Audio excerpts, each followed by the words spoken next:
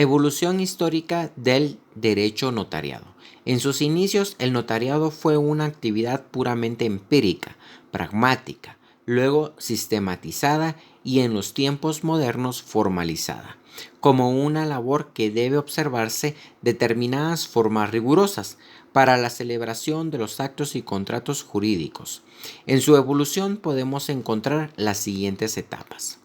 En primer lugar tenemos a los hebreos. Los escribas hebreos eran de distintas clases, unos guardaban constancia y daban fe de los actos y decisiones del rey, otros pertenecían a las clases sacerdotal y daban testimonio de los libros bíblicos que conservaban, reproducían e interpretaban.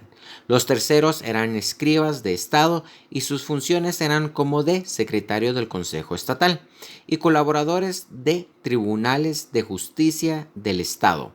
Por último, habían otros escribas llamados del pueblo que redactaban en forma apropiada los contratos privados, eran más parecidos a los notarios actuales, pero su sola intervención no daba legalidad al acto, pues para conseguir esta era necesario el sello del superior jerárquico.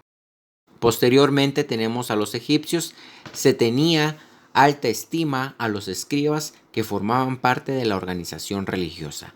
Estos estaban adscritos a las distintas ramas del gobierno, teniendo como función primordial la redacción de los documentos concernientes al Estado y a los particulares. Sin embargo, no tenían autenticidad si no se estampaba el sello del sacerdote o magistrado. Posteriormente encontramos a Grecia. En esta cultura los notarios eran llamados sígrafos, que eran los que formalizaban contratos por escrito, entregándoles a las partes para su firma. Apógrafos eran los copistas de los tribunales y nemón, que eran los que archivaban los textos sagrados. Posteriormente encontramos a Roma. El origen de la palabra notario viene de la antigua Roma y que era notari, los cuales eran los que utilizaban las notas tironianas, que eran caracteres abreviados, los que constituían una especie de escritura taquigráfica. También se usó en la Edad Media. Los escribas conservaban los archivos judiciales y daban forma escrita a las resoluciones judiciales. Los notari, también adscritos a la organización judicial, escuchaban a los litigantes y testigos y ponían por escrito, en forma ordenada y sintética, el contenido de sus exposiciones. Los chartulari, además de las redacciones de instrumentos, tenían a su cargo la conservación y custodia de los mismos. Los tabulari eran contadores del fisco y archivadores de los documentos públicos, pero como complemento de sus funciones fueron encargándose de la formalización de testamentos y contratos que conservaban en su archivo hasta convertirse en los tabelio, que se dedicaban exclusivamente a esta actividad y en quienes se reunieron en la etapa final de su evolución algunos de los caracteres distintivos del notario latino: el hombre versado en derecho, el consejero de las partes y el redactor del instrumento, aunque su autenticidad, que le conferiría la condición de documentos públicos, no se lo lograba sino mediante la insinuation. En España, los invasores españoles conservaron ciertas instituciones jurídicas romanas.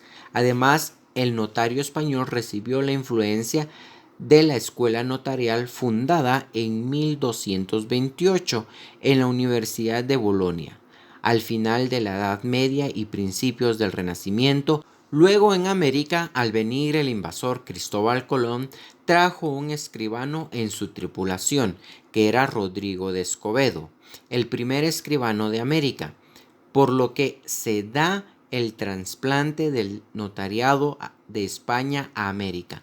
No obstante, se creó una legislación especial para América conocida como Leyes de Indias, las que tenían un apartado en el que se trataba a los escribanos, a quienes se les exigía el título académico de escribano y pasar un examen ante la Real Audiencia. Si lo aprobaban, debían obtener el nombramiento del rey de Castilla y pagar una suma al fisco real. Los escribanos guardaban un archivo de escrituras y demás instrumentos públicos, el cual pasaban a los escribanos sucesores. Y por último, en Guatemala, los primeros vestigios de historia escrita los encontramos en el libro de Popol Vuh, en la época colonial, al fundarse la ciudad de Santiago, Guatemala, y en la reunión del primer cabildo que tuvo lugar el 27 de julio del año 1524. Se faccionó la primera acta, actuando como primer escribano Alonso de Guerrera. El nombramiento, recepción y admisión del escribano público lo hacía el cabildo. El trabajo del escribano público era en función de los contratos y las actuaciones judiciales.